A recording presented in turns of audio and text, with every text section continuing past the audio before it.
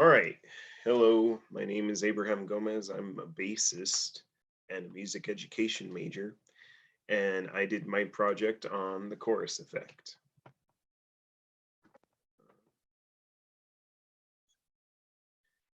So, the statement from this. The big takeaway to take from this, so we'll start with an imaginary scenario. Let's say you're an elementary choir director or something like that, and a bunch of your students, you notice individually they're out of tune because of course they're elementary schoolers, but together as a group they're not so much sounding out of tune, and you're not sure what is going on. There is a problem, but it's not occurring with them together. This can even occur in like ensembles such as orchestra and band. The chorus effect is responsible for this. Essentially, what it is multiple instruments playing the same note with minor tuning discrepancies. This normally results in more harmonics, but let's get deeper into it.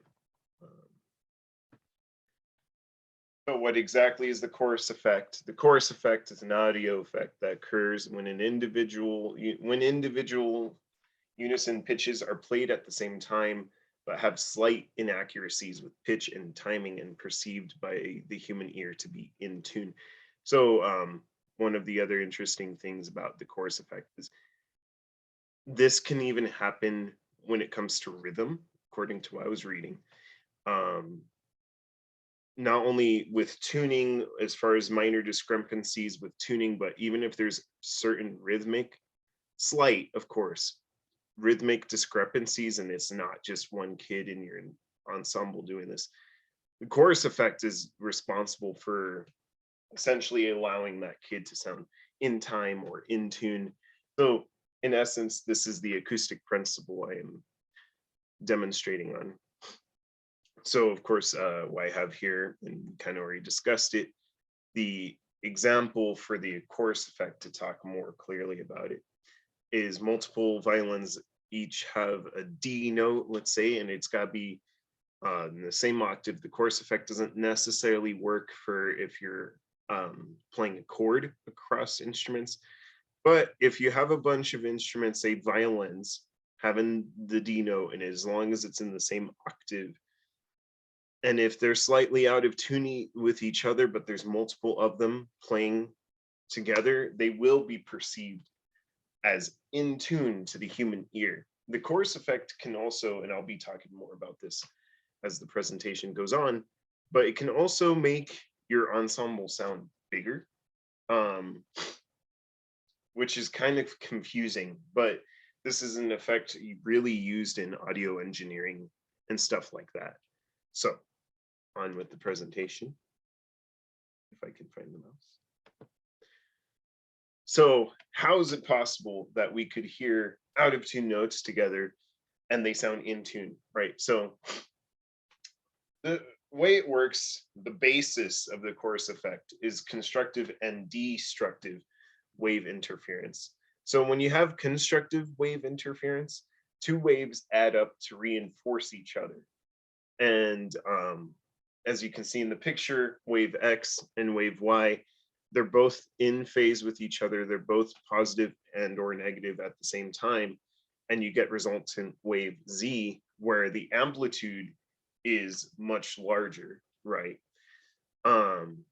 Versus destructive wave interference, when you have waves that have opposite signs. So if you look again at wave X under the right side right here, if I can find my mouse, right side, wave X starts in a positive, goes down to a negative, such like that. Whereas wave Y starts in the negative, then goes up into the positive. If you add those waves two up together, they end up canceling each other out. Excuse me. And you get a resultant wave Z. This is even like wave interference can happen even with speakers pointing at each other at certain directions. The waves can cancel each other out, especially if the speakers are at different distances. But where you can experience it the best, destructive wave interference, that is if you grab a tuning fork and if you hit it and then turn it so that it's at an angle to your ear and right next to your ear. You'll notice that at certain angles, when you turn the tuning fork and hold it to your ear, you won't be able to hear anything at all. And that's because of the angle you're holding at is allowing the waves to destruct each other and essentially end up with resultant wave Z. Now, let's say you have destructive and constructive wave interference, you get what's called beats. And beats is essentially, if you've ever heard two instruments trying to play two notes, and normally it's just with two, and they're really close in tune with each other, you'll hear a wah, wah, wah. That is the result, excuse me, of the waves destructing and constructing, changing between those two. And that's how you get that sound. That's what waves is all about. So the history of the chorus effect, according to my research, excuse me, in the 1930s, the Hammond organ instruments, it was a brand back in that time, produced the chorus effect on purpose. It would double a note and put that note out of tune against the other note. And again, there's one of the biggest reasons to do this was that it would make the organ sound more like how I mentioned earlier. It almost sounds like you have more instruments, even though you might only have like one or two. Same idea with that. And in the 1960s, the effect was used for the first time, I forgot to write the word time, in a professional recording studio. And at that time, it was called automatic double tracking. So in the studio, whenever you have a band laying down their track, let's say it's the guitar line would automatically be doubled by the program, so that that second doubled line is out of tune with the original. And it can kind of cause a dreamy effect when some artists, when they're looking for that, depending on how it's used, can cause that effect. Of course, excuse me, in that second scenario, well, even in both these scenarios, this is synthetically created or digitally created, chorus effects. The examples I mentioned earlier with the violins and the choirs and such, that's more acoustically created chorus effect. Fun fact, in the 1960s, I think it was 1966 to be specific, the effect was popular and the Beatles required it in Abbey Road, which is an album of theirs, in case you live under a rock. The Boss CE1. So again, the chorus effect ended up being pretty popular. And so to create it without using automatic double tracking and without having to create it acoustically, you could now get a pedal, which I have pictures of in the next slide. And essentially, for those of you that don't know, a pedal, it kind of interrupts the signal of your guitar. So let's say you have your guitar, you have your cord going from the guitar into the amp. That's an uninterrupted signal. Your guitar is just going straight to the amp, and that's what you're hearing. In the case of a pedal, you got the guitar, the cord is going to a pedal, and then you'll have to get another cord coming out of that pedal into the amp. And then when you switch that pedal on, the effect is created. So that's a little background on pedals if you don't know anything about them. But the Boss CE1 was the first popular chorus pedal, and that's what it did. It interrupted the signal. When you would switch it on, it would create a chorus effect in real time. You could play, and then it would take your signal that was going through before the amp, add the chorus, and then it would go to the amp, and that's what you would hear coming out of the amplifier. And that was made in the 1970s. And I wrote, can multiply sound. That's again to just mention, depending on what you're looking for with the chorus effect, especially in a pedal, right? When an ensemble is probably, you'll have an in-tune ensemble, or at least one that sounds like it. With a pedal, so many pedals nowadays have knobs to where you can adjust the effect. Well, I can't think of one pedal that doesn't, but they have knobs to where you can adjust the effect, and you can really go for many different things with the chorus effect. You could have a dreamy sound, like I mentioned, or you can make it sound like there's multiple guitars using that effect. Next slide is the pictures. The top black pedal, that's the original. The blue ones under it are the generations that came after it. This is also used for bass, and essentially, like, and I should mention, in the black pedal, you have these little dots right here looking, that's where you would push with your foot to switch the pedal on or off. Same thing here with these black squares, you would push that on or off, and then those are the knobs I was talking about. You can adjust it. As you can see, you can adjust the rate, and that would be the rate of the phase, excuse me, and the depth. That's to add or decrease harmonics, depending on the pedal. Keep in mind that now the chorus effect pedal has been capitalized, and there are multiple companies making chorus pedals. It's not just one company does it. So what kind of gets tricky with that is pedal companies will say different things for the same thing, if that makes sense. But yeah, moving on.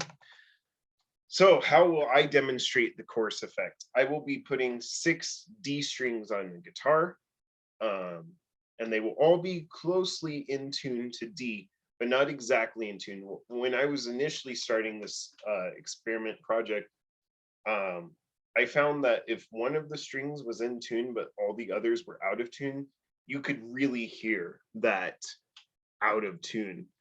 And I wish I had more strings to play with, because I wonder, maybe with more strings, maybe that's not the case, but I was limited to just 6 this time around. So the 2 guitars, that's a typo, sorry about that.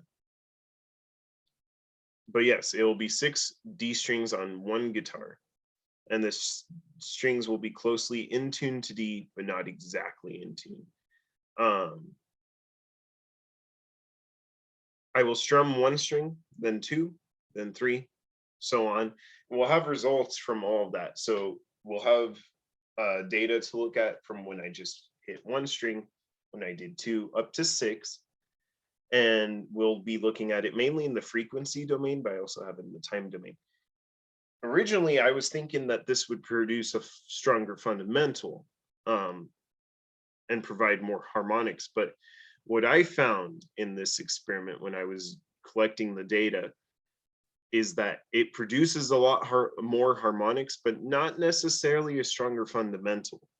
And we'll be diving more into that here in a second. But yeah, like I mentioned, as long as they're all out of tune, then the chorus effect works pretty well. Another thing I should mention is the strings for this scenario. When I did it, record the data, I alternated it so that 1 string was 2 cents sharp and the next one was 2 cents flat. To give you an idea of how much of a cent would be, it would be like a hertz, 1 hertz off. So it would be, for example, the D string when it's in tune is about at 146. So when it was 2 cents lower, it'd be 145. When it was 2 cents higher, it would be 148 hertz. That is 146 hertz, 145 hertz, 148 hertz. Moving on to the data. So I already actually have this open. Let me do a new share. All right, so we're gonna start here. So this blue wave right here is just 1 string. Looking at the frequency domain, we see that the fundamental was 146. So, which is interesting because I just mentioned that it should be out of tune. But of course, we'll get into discrepancies, things that could have been done better for this experiment in the conclusion. But that's what came up as our fundamental. And then from there, we got up to 439 to 537 for our second harmonic. Excuse me. About 244, that one is closer, as you can see, to the graph, to the 146. So we're good. Definitely call the 146 our fundamental, and then the harmonics add on from there. So 830 being the third harmonic, and so on and so forth. Looking at the wave, it kind of looks like a triangle wave, but distorted. It almost looks like a triangle and a square wave colliding, like being combined, but it's really not too much of that. Excuse me. So like I said, this is just one string. This is with two strings. Now, what I find interesting is the drop off is similar, as we can see right here. But it's a lot less of the square that we had before, like right here. The fundamental was different this time around. I got 104 for the fundamental. And then from there, 453 for the second harmonic. Actually, sorry, 383 for the second harmonic. 453 about 592. These are all rounded figures, going all the way up to 6,870. When conducting this experiment, one of the kind of discrepancies, and again, this will be mentioned in the conclusion, is that it's very possible about the way the guitar was constructed could be adding harmonics, which is kind of a not controllable factor, but we'll get more into that in just a second. Well, in the conclusion, I'm looking, I think this is two strings again. So as you can see here, this is where we have the beats that I mentioned earlier, because there's only two strings at this point, they are constructing and deconstructing each other. They're deconstructing each other because they're not really in tune with each other. There's not enough strings at this point to really produce a constructive wave, really. And throughout this, there will be beats, but the beats will lessen as we go through. Again, 104 for our fundamental. That's going to be interesting because when we add three strings, we still get 104 for our fundamental, which is about 40 hertz off. Goes up to 244 for the second harmonic, about 523 for the third, or 313, sorry. Then again, we get these really high harmonics, going all the way up to 16,775. And again, because of the way the guitar was constructed, is a possibility as to why we're getting these higher harmonics at this point. Could also be background noise, although that's not very likely because of the instrument we were using to record this data. But so much as a loose screw could really be causing these discrepancies with the higher harmonics. It does get interesting because these higher harmonics get much stronger as we go on. But so yeah, 104 our fundamental, about 244 our second harmonic, 523 about, or sorry, 313 about second, 523 third, 2008-49 is our fourth about, 6,940 is our seventh, 14,962 is our eighth, and then all the way to the ninth, 16,775th. That's if these higher harmonics are accurate.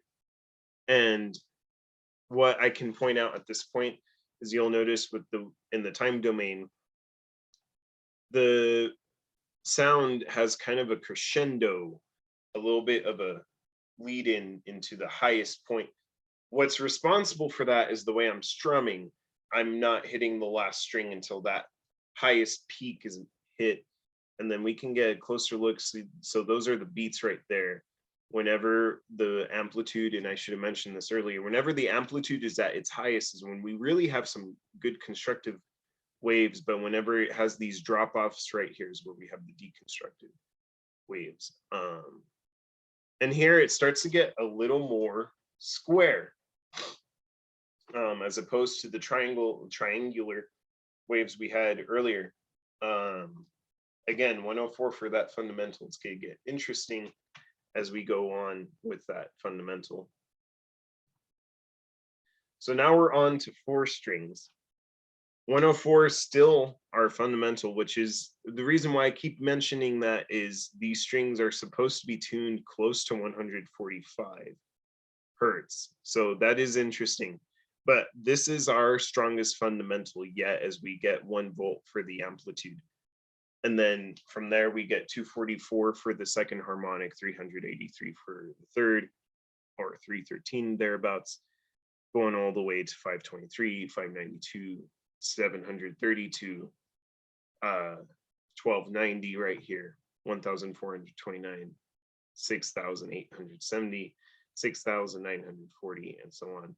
And we get up in the 15,000 range. We still have a little bit of a harmonic here. Again, could be the way the guitar was constructed, but looking at the overview in the time domain, we see a little bit more constructive than destructive, except this dip right here, there's definitely some deconstruction going on, but otherwise not nearly as potent, I think, as up here. Potent meaning as in destructive.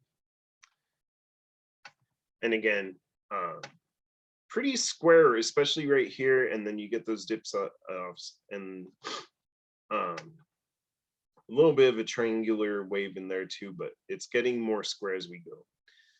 This is 5 strings, so definitely the less destructive we've seen, or at least the less dramatic of effect between constructive and destructive.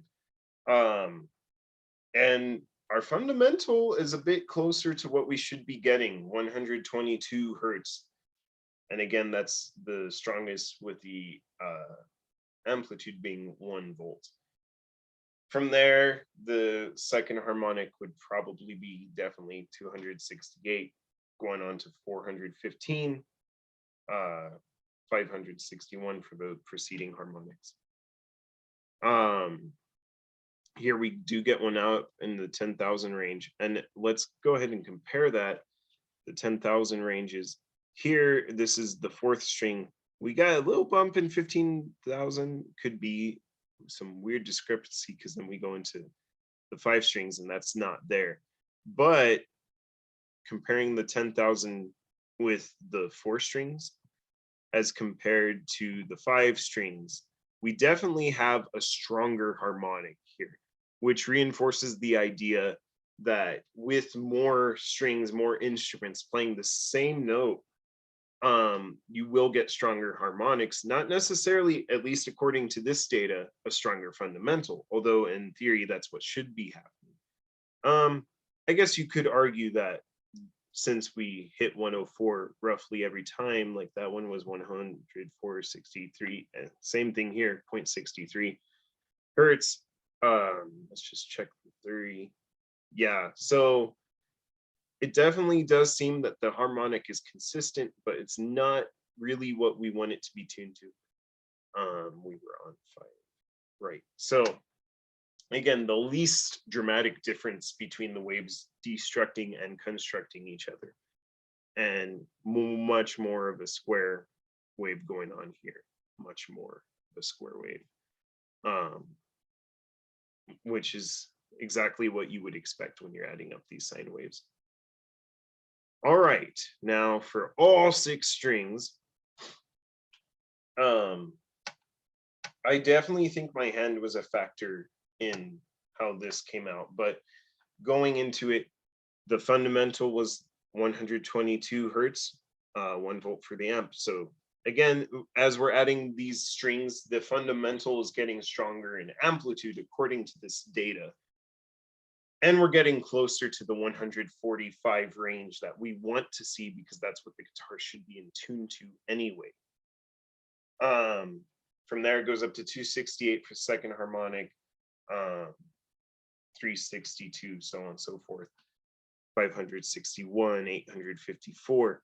But these harmonics get pretty rich. We still have one going pretty strong in the 10,000 range. We even got one in 609, or sorry, 6,909 and 7,739. And let's look at the shape again. Pretty square, especially right here. That's getting pretty square. I think the way I strummed the guitar is most likely the thing most responsible for what happened here, as far as why this wave looks a little bit more. I would say the drop off is a lot sharper. But the constructive and destructive, like we only get this slight drop off here as opposed to the rest of the constructive waves.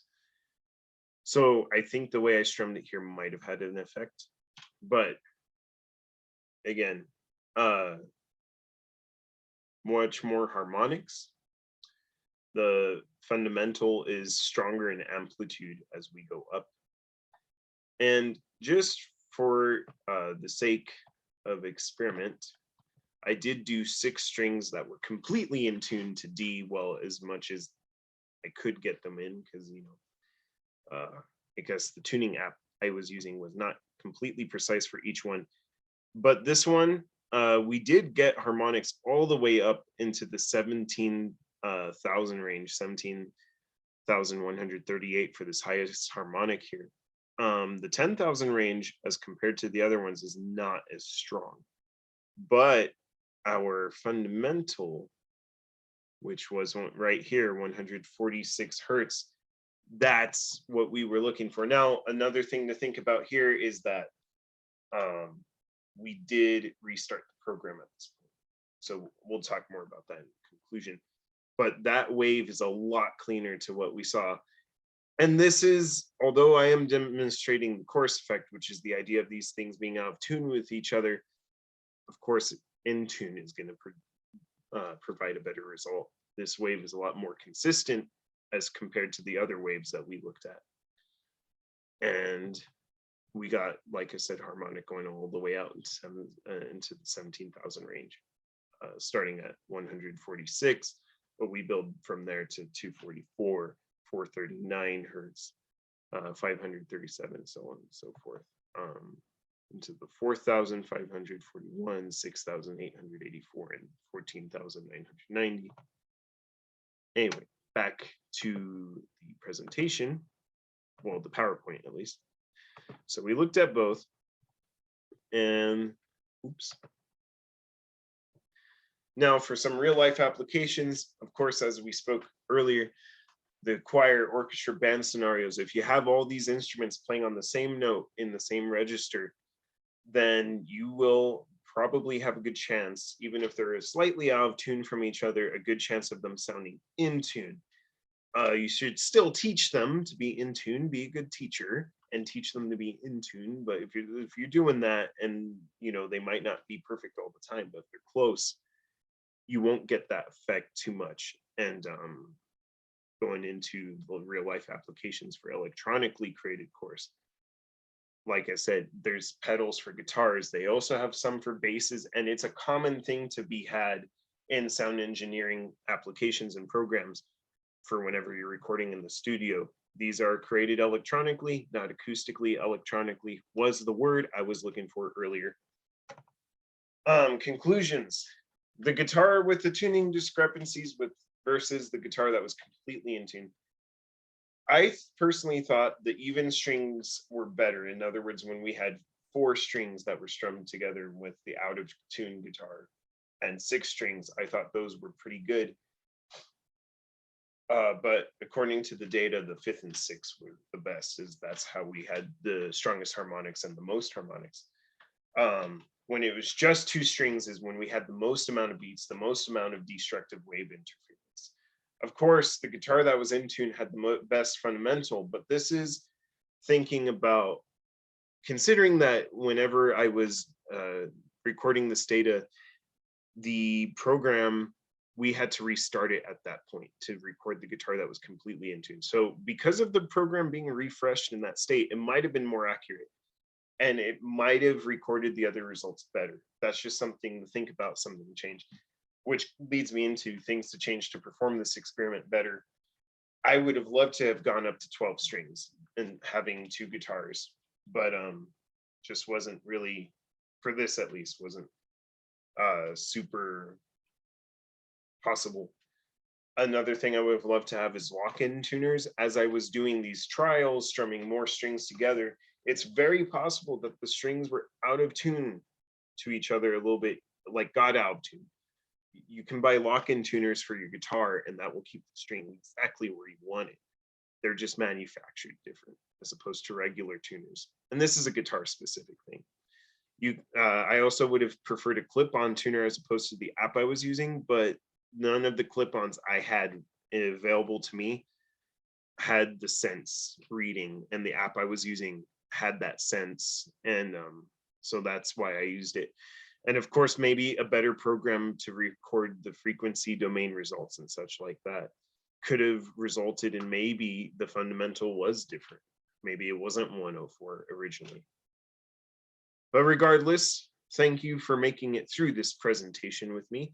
I've had a lot of fun doing this actually. So thank you and have a good day.